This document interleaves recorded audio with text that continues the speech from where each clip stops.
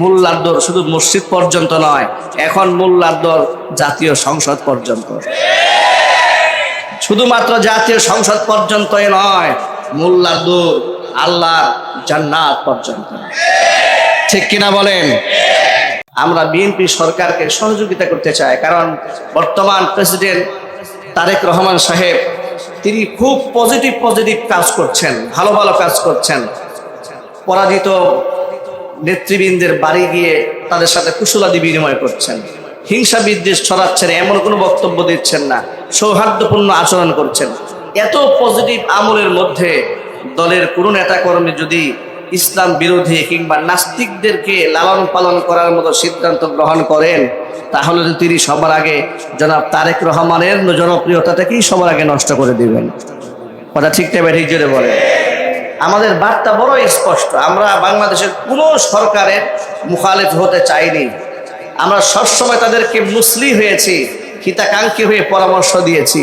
হিতে বিপরীত তারা আমাদের পরামর্শ গ্রহণ না করে তারা আমাদেরকে ভিকটিম বানিয়েছে, তারা আমাদেরকে ভিলেন বানিয়েছে, তারা আমাদেরকে জেল দিয়েছে, জরিমানা করেছে, কষ্ট দিয়েছে, দেশান্তরিত করেছে।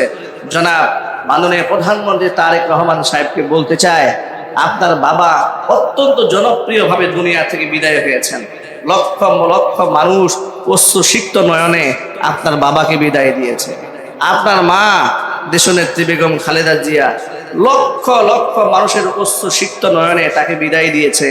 বাংলাদেশের সর্বকালের সর্বসেরা জানাজা আপনার মা উপহার পেয়েছে। সুতরাং আমরাও চাই আপনি আপনার বাবা এবং মায়ের পথে হাঁটবেন, আপনি খুনি হাসিনার পথে হাঁটবেন না। কিন্তু আপনার এমপি এবং মন্ত্রীরা মাঝে মাঝে ইদানিং এমন এমন কথা বলতে শুরু করেছে, রাখবেন আল্লাহ জিব্রাইল পাঠিয়ে আমাদের সমাজ ঠিক করবে না।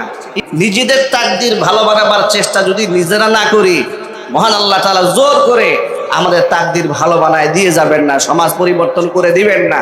ফুজু পাগলারা কিভাবে রাষ্ট্রের নেতৃত্বে আসে?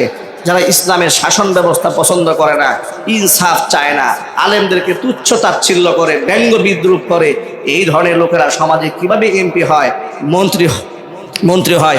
এগুলো আমাদের পাপের ফসল। আমাদের আমলের ত্রুটি রয়েছে, বিগত বছরগুলিতে ত্রুটি রয়েছে। তবে হ্যাঁ, আমরা এ থেকে গত নির্বাচনে আমরা কিছু আশাবাদ ব্যক্ত করতে পারি। আলহামদুলিল্লাহ, ইতিমধ্যে বাংলাদেশের জাতীয় সংসদে বেশ কিছু আলেম নির্বাচিত হয়ে এমপি হয়েছে। এটা জাতির জন্য একটা পজিটিভ সাইন।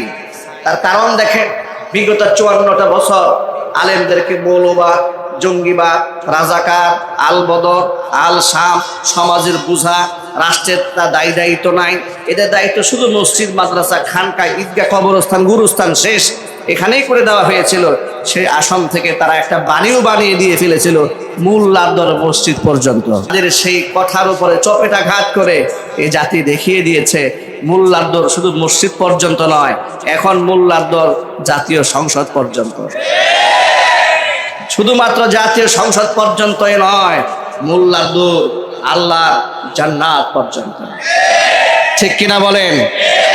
যেখানে আলেমরা এমপি হয়েছে সেখানে অভাবনীয় পরিবর্তন সাধিত শুরু হয়েছে।